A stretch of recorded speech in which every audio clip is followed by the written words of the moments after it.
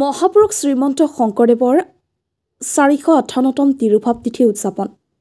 মহাপুৰুষ শ্ৰীমন্ত শংকৰদেৱৰ 458তম তিৰুভাৱ তিথি উপলক্ষে আজি গৌৰীপুৰ নামঘৰত এক গাম্ভীৰ্য আৰু ভক্তিপূৰ্ণ পৰিৱেশত বিভিন্ন ধৰ্মীয় আৰু সাংস্কৃতিক কাৰ্যসূচী আয়োজন কৰা হয়। দিনটোৰ আৰম্ভণিতে নামঘৰত বিশেষ নাম প্ৰসংগ আৰু কীৰ্তন অনুষ্ঠিত হয়।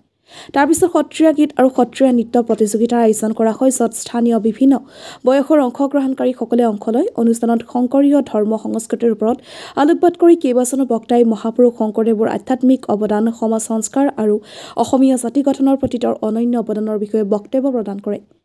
এই অনুষ্ঠানত বহুসংখ্যক ভকত, স্থানীয় গাঁওবাসী আৰু বিভিন্ন সামাজিক সাংস্কৃতিক প্ৰতিষ্ঠানৰ প্ৰতিনিধিসকল উপস্থিত আছিল।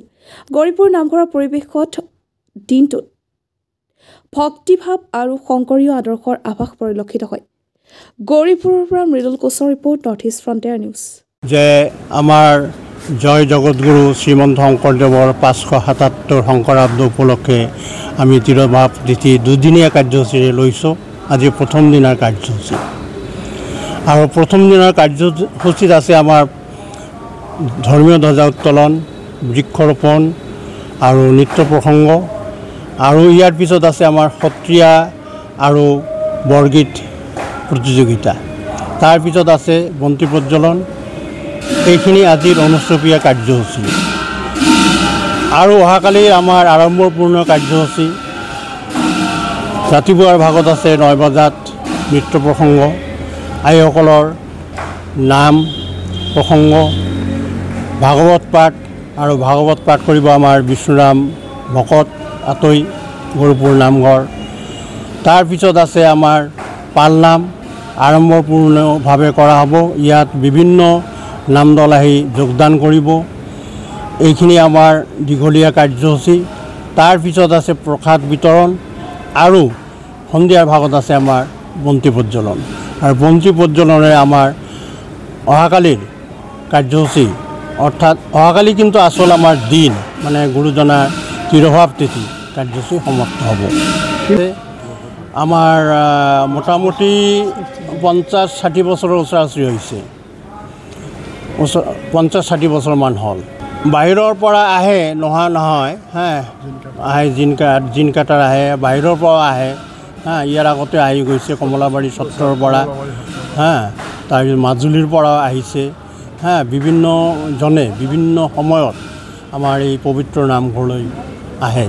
এই পবিত্ৰ তিথিত মই আমাৰ গৌৰীপুৰবাসী ৰাইজক এইখিনিয়ে আমি মেছেজ দিম যে আমাৰ গুৰুজনাই যি সৃষ্টি কৰি গ'ল, মানে আমাৰ বৈষ্ণৱ ধৰ্ম তথা ভাগৱতী ধৰ্ম তথা একশৰণ ভাগৱতী ধৰ্ম লৈ, আৰু তেওঁৰ যি সৃষ্টি কৰিলে, মানে কলা কৃষ্টি সংস্কৃতি সৃষ্টি কৰিলে, নাট ভাওনা আদি, এই ক্ষেত্ৰত তেওঁ আমাৰ জগতগুৰু।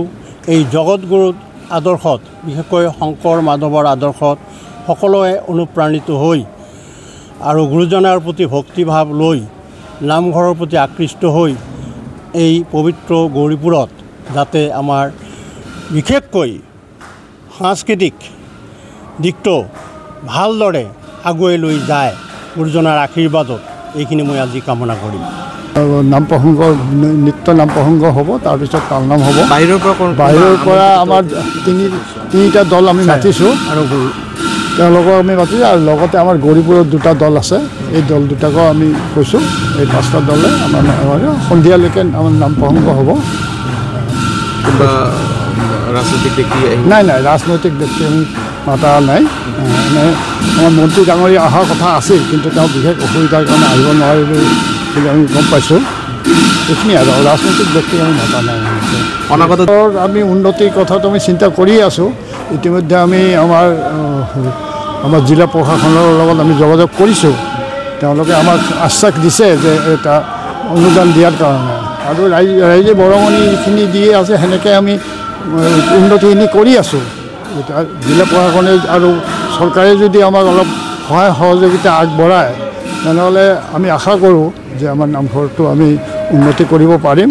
ইতিমধ্যে আমি মণিকূট ভৱনটো আমি নিৰ্মাণ কৰিছোঁ, আৰু এটা কালচাৰেল আমাৰ এটা গৃহ আমাক দিছে আমাৰ মাননীয় সৰ্বানন্দ সোণোৱাল ছাৰে। তেওঁ দিছে আমাক আৰু সেইটো আমি নিৰ্মাণ কৰিছোঁ 8 লাখ টকা দি আৰু আটাইকেইটা এটা অসম চৰকাৰে দিছে সেইটো আমি বনাইছোঁ ইতিমধ্যে আৰু অসম দৰ্শনৰ আৰু এটা ঘৰ দিছে সেইটো আমি কৰি আছোঁ আৰু আমাৰ লোকেল যিজন MLA আছে মানে স্থানীয় MLA তেওঁ আমাক মণিকূট গৃহৰ কাৰণে আমাক টকা দিছিল সেইটো আমি বনাইছোঁ ইতিমধ্যে